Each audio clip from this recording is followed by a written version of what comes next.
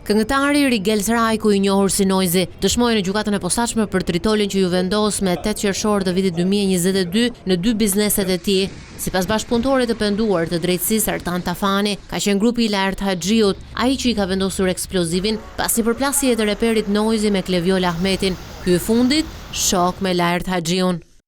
Një hamendësim e kisha se kush e kishte bërë. Më ndodhi një problem një natë përpara te një tjetër lokal që kam në Durrës me një person që është i fiksuar, sjelljet e një fansi të fiksuar. Po nuk i dhe vëmendje, bëhet agresiv dhe sjell problemin deri tek shtëpia. Kur shan dhe kërcënon në rrjetet sociale, ai të vjen dhe deri tek shtëpia. Kleviol Ahmeti është personi. Sharjet që nga 2019 nuk janë dalur asnjëherë. Njohje me Kleviolin nuk kam pasur asnjëherë, as bashkëpunime. Është i fiksuar me mua, kërkon me se s'bën vëmendjen time.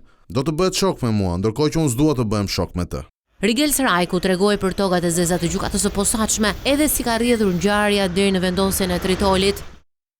Më erdhi në lokal një ditë përpara shpërthimit për t'u sqaruar Demek. Vjen me 20 veta. Fjala e parë që thotë është: "Ku është ai Legeni?" Futet brenda, dalim jashtë dhe pastaj ndodh një konflikt fizik tek shkallët e lokalit. Të nesërme ndodhi tritoli. Ai bën shumë gjëra, por nuk bën asgjë. Ishte live në TikTok gjatë gjithë kohës, tregonte armë në video. E dija që po vinte. Nuk njihja askënd nga ata që shoqëroi Klevioli. Erdhën me makina, me 5 të tilla. U largua me makinë pasaj, ishte pasagjer. Prezenca e tij në pronën time, duke më ofenduar mua, sharjet, u bën shkak për nxitjen e konfliktit. Reperi Noizi thot se Kleviol Ahmeti, krahas vendosjes së tritolit në pronën e tij, i ka shkatruar një makinë me eksploziv. Megjithatë, për të zbardhur plotësisht ngjarjen, SPAK ka kërkuar edhe dëshminë e Kleviol Ahmetit në datën 10 qershor.